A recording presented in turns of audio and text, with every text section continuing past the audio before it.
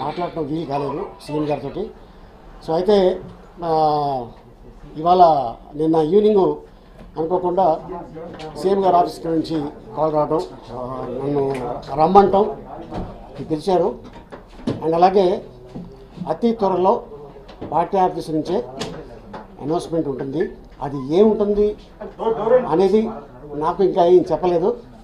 Just formality కోసం నన్ను పిలిపించారు, కలిశాను, మాట్లాడాను, ఒక నవ్వు నవ్వారు. అండ్ అతి త్వరలో మళ్ళీ అంటే ఐ మీన్ విత్ ఇన్ 2 వీక్స్లో సో అది పార్టీ ఆఫీస్ నుంచే అనౌన్స్మెంట్ వస్తుంది. అండ్ అలాగే కొంతమంది పెద్దోళ్ళతోటి లోపల కలవటం జరిగింది చాలా రోజుల తర్వాత. కొడాల నాని గారు, కన్నబాబు గారు, అలాగే కొంతమంది ఇంకా సోదరులు, నేను వెళ్ళి క్యాన్వాస్ చేసిన కొంతమంది ఎమ్మెల్యేలు లోపల కలవటం జరిగింది. సో ఇది ప్రస్తుతానికైతే. ఇంకా సార్, పార్టీ కోసం మీరు చాలా కష్టపడ్డారు, ఎన్నికల ముందు ప్రచారం చేశారు. మీ మనసులో ఉన్న మాట సీఎం గారికి ఏం చెప్పారు, మీరేం చెప్పారు? నేను ఎప్పుడు ఏమీ ఆశించలేదండి. ఆశించకుండా నేను పార్టీలోకి వచ్చాను అంతే తప్ప నాకేదో పదవి ఇస్తేనే నేను పార్టీకి వచ్చి నేను సేవ చేస్తాను అని నేను చెప్పలేదు. నేను గతంలో కూడా చెప్పున్నాను. వాళ్ళ తండ్రి గారు వైఎస్ రాజశేఖర రెడ్డి గారు సీఎం అవ్వకముందు నుంచి ఆ ఫ్యామిలీతో నాకు పరిచయం ఉంది. నేను ఇంటికి వెళ్ళేవాడిని. అలాగే 2004లో వారు పాదయాత్ర చేసిన తర్వాత, ఎలక్షన్ అయిన తర్వాత నేను మళ్ళీ వారిని కలవటం జరిగింది సీఎంగా ఉన్నప్పుడు. మళ్ళీ ఇప్పుడు జగన్ గారితో అప్పటి నుంచే నాకు పరిచయం ఉంది. ఇప్పుడు ఏదో కొత్తగా నాకు మా మొన్న ఎలక్షన్లో పరిచయం కాదు, మాది చాలా పాత పరిచయం. అండ్ అలాగే నేను ఒక 1.5 year బ్యాక్ వచ్చి కలిసినప్పుడు కొంతమంది ఫ్రెండ్స్ గురించి, పాతోళ్ళ గురించి అడగడం కూడా జరిగింది. సో ఎందుకంటే అప్పుడు వేరు, బట్ ఇప్పుడు ఒక సేమ్ పొజిషన్లో ఉండగా అంత అందరూ తొందరగా మనం వెళ్ళి ప్రతిసారి కలవాలని ఉండదు. ఎందుకంటే రోజుకి కొన్ని వందల మంది వారితోటి అపాయింట్మెంట్ కోసం ఎదురు చూస్తూ ఉంటారు. సో ఏదేమైనా ఎప్పుడైనా సరే కాల్ చేసి సార్ అలా కలవాలని అనుకుంటే సో ఇమీడియట్గా మేము అడిగిన ఒక 4-5 రోజులకి మమ్మల్ని పిలిచి చెప్పు ఏంటి, ఎలా ఉన్నావు ఏంటి అని మా మంచి బాగా అన్నీ కనుక్కోవటం జరుగుతుంది. అండ్ ఇక వారి గురించి చెప్పాలంటే నాకు మ్యారేజ్ అవ్వకముందు నుంచి నాకు పరిచయం. అంటే మా మ్యారేజ్ కాదు, సార్ మ్యారేజ్. సో అలాగే రీసెంట్గా మాది మ్యారేజ్ డే, ఆ రోజు వచ్చి కలుద్దాం అనుకున్నాం కానీ బట్ ఏంటంటే కొంత అర్జెంట్ మీటింగ్ ఉండి వెళ్ళటం వల్ల కలవలేదు. మా వైఫ్ ఎప్పటి నుంచో అడుగుతుంది సార్తో ఒక ఫోటో దిగాలండి. సో ప్రామిస్ చేశా, సార్ ఇలాగా ఫ్యామిలీతో వస్తున్నాను, ఒక ఫోటో ఉంటే పర్లేదు మళ్ళీ తీసుకురా అని చెప్పడం జరిగింది. ఇది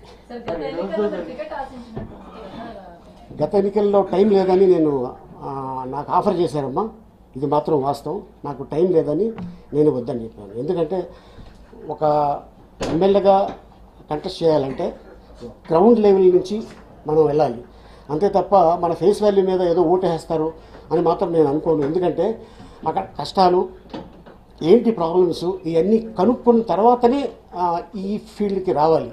సో వన్స్ ఇక్కడికి వస్తే షూటింగ్స్ అనేది డెఫినెట్గా దానికి మనం పక్కన పెట్టి చేయాల్సి వస్తుంది. సో అందుకోసం నేను అదేమి ఆశించలేదు. గాడ్ స్పెసిఫిక్ అది గాడ్ స్పెసిఫిక్ తెలియజేయమ్మా, అదిగో మా బాస్ వచ్చి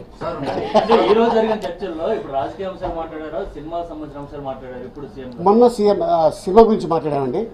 ఈ రోజు అయితే జస్ట్ కలవడానికి వచ్చాను ఫార్మాలిటీగా. బట్ ఇక్కడి నుంచే మీకు న్యూస్ నాకంటే ముందు మీకే అందుతుంది, ఇది మాత్రం వస్తుంది. అది తెలియదమ్మా, అదే అంటున్నాను కదమ్మా, అది 2 weeks ఇంకా లేదు అలాగే. సార్, మన చిరంజీవి గారితో పాటు ఇంకా కొంతమంది ప్రముఖులతో వచ్చి మీరు కలిశారు, ఇష్యూలన్నీ కూడా సార్ట్ అవుతాయని చెప్పారు. కానీ విపక్షాలన్నీ కూడా మిమ్మల్ని పిలిచి అవమానపరిచారని చెప్పి ఆరోపణలు చేస్తున్నారు. అంటే దీన్ని ఏ విధంగా చెప్తారు మీరు? సార్, 3 మంది చాలా అనుకుంటారు, ఇది ఇలాగే అనుకుంటారు అంతే. ఇక అంతే తప్ప అవమానపరచడం ఇందులో అవసరం ఉంది, పిలిచి అవమానపరచాల్సిన అవసరం ఏముంది? అలాగేమీ లేదు. కొంతమంది రాసుకున్నాను అంతే, దట్స్ ఇట్.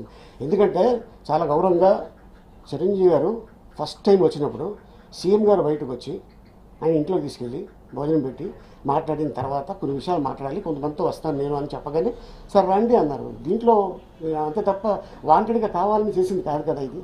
కొంతమంది దాన్ని ఆ విధంగా చేశారు, తీసుకున్నారు అంతే. అవుతుంది కన్ఫామ్, అది మాత్రం డెఫినెట్గా ఆశిస్తున్నాం, చేస్తారని నమ్మకం కూడా ఉంది. అంటే పార్టీ కష్టకాలంలో ఉన్నప్పుడు నేను కష్టపడ్డాను, ఇంతవరకు 2.5 సంవత్సరాలు అయిపోయినా కూడా తనకు తగిన పోస్ట్ ప్రాధాన్యత రాలేదు అని అలీలో అసంతృప్తి ఉంది అన్న బాధకు మీరు నేను ఎప్పుడు చెప్పలేదు అన్నమాట, మీరు అనుకుంటున్నారా? సార్, అది సినిమా పరిశ్రమకు తెలంగాణలో లేని కష్టాలు ఏపీలో ఎందుకు వచ్చాయంటారు? తెలంగాణలో లేని కష్టాలంటే ఏపీలో అంటే సామాన్య మానవుడికి కూడా ఈజీగా ఉండాలి టికెట్ ధర అనేది ఒక ఆలోచన అండి. అండ్ నెక్స్ట్ మొన్న చెప్పడం జరిగింది, మామూలు చిన్న థియేటర్కి ఏసీ థియేటర్కి తేడా ఉంటుందండి. సో ఏంటంటే అక్కడ ఫ్యాన్లు ఉంటాయి, ఇక్కడ ఏసీ ఉంటుంది, దీనికి ఇంత బిల్లు అవుతుంది, దానికి అంత బిల్లు అవుతుంది అని చెప్పడం జరిగింది. అండ్ డెఫినెట్గా ఇప్పుడు వారు మాట ఇచ్చారు, ఆ మాట మీద ఉంటారని మాకు నమ్మకం ఉంది, డెఫినెట్గా చేస్తారని కూడా నమ్మకం ఉంది. అంటే ఏపీలో కష్టాలు ఎందుకు వస్తున్నాయి సినీ పరిశ్రమకు అనేది నా క్వశ్చన్, మీరు దానికి సరిగ్గా చెప్పడం.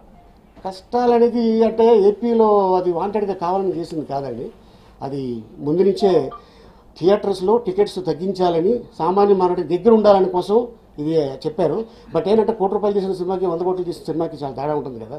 సో అందుకోసం చిన్న సినిమాకి కూడా లాభం ఉంటుంది, పెద్ద సినిమాకి కూడా లాభం ఉంటుంది. మా ఇండస్ట్రీకి ఏదైనా చేస్తే బాగుంటుందని కొంతమంది ప్రముఖులు పెద్దోళ్ళు రావటం, అడగటం, పేరు నాని కానీ అలాగే సీఎం గారు కానీ, అది డెఫినెట్గా ఫుల్ఫిల్ అవుతుందని నమ్మకం ఉంది. తెలుగు ఇండస్ట్రీ 2 రాష్ట్రాల్లో ఉంది, తెలంగాణలో కూడా ఇటువంటి సంస్కరణలు తీసుకురావాలని మీరు అనుకునే ఈ సంస్కరణ తీసుకురావాలని అడుగుతారు. అక్కడ రాజకీయాల గురించి మనకు తెలుసు సార్, ఇక్కడ రాజకీయాల గురించి అడగని చెప్పాలి సార్. పార్టీ ఆఫీస్ నుంచి గుడ్ న్యూస్ విన్న తర్వాత ఆలీ పూర్తి స్థాయి రాజకీయాల్లో ఉంటారా? నేను ఇప్పుడు కాదు కదా, 99లో కండువా కప్పుకున్నాం, అప్పటి నుంచి ఇప్పుడు దాకా కంటిన్యూ అవుతూనే ఉన్నాం, ఇప్పుడేం కొత్తగా వచ్చింది కాదు. అప్పుడు అలా చెప్పుకోవాలంటే ఇండస్ట్రీ 43 ఇయర్స్, రాజకీయం వచ్చి 23 ఇయర్స్. సార్, వచ్చే గుడ్ న్యూస్ అలీ గారు ఊహించిందా ఊహించనిదా? అదే అంటే నాకు కూడా తెలియదు. అలీ పొలిటికల్ స్ట్రాటజీ అర్థం కాలేదని కాదు, కొత్త సంవత్సరంలో అందరినీ కలిశాను, అందరితో మాట్లాడి విషయం చెప్పి వచ్చాను. సో అందరినీ ఎలా కలిశాను, అలాగే జగన్ గారిని కలిశాను, అలాగే చంద్రబాబు గారిని కలిశాను, అలాగే పవన్ కళ్యాణ్ గారిని కూడా కలిశాను. కలిసి అందరికీ విషయం చెప్పి వచ్చా. సో ఈ క్రమంలో ఏం జరిగిందంటే, ఇక నేను ముగ్గురిని ఎందుకు కలిశాను అనేది అంత అందరికీ కన్ఫ్యూజను. సో విషయం చెప్పడానికి వెళ్ళాను, దట్స్ ఇట్. టీడీపీ నుండి కూడా టీడీపీలో చేస్తారు, గుంటూరు నుంచి కంటెస్ట్ చేయబోతున్నారని బాగా ప్రచారం చేస్తారు. అవునండి, అలా సడన్గా మీరు వైఎస్ఆర్ కాంగ్రెస్ పార్టీలో ప్రత్యక్ష. అవును. సో ఏంటంటే గుంటూరు నుంచి ఏంటంటే స్థానికులకి ఇవ్వాలి అనేది చాలా మంది అక్కడ అబ్జెక్షన్ పెట్టారు.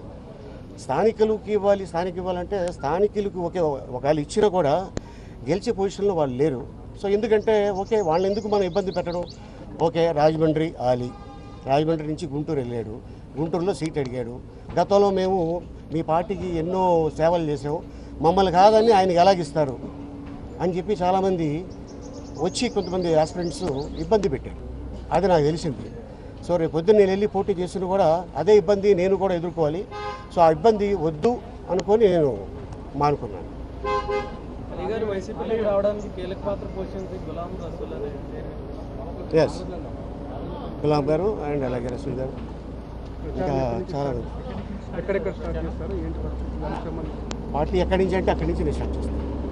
అక్కడ సాయిరెడ్డి గారు ఉన్నారు, అలాగే జగన్ గారు ఉన్నారు. ఎక్కడి నుంచి స్టార్ట్ చేయాలి, ఎక్కడ ఎండ్ చేయాలనేది పార్టీ నిర్ణయిస్తుంది, దాన్ని బట్టి నేను వెళ్తాను.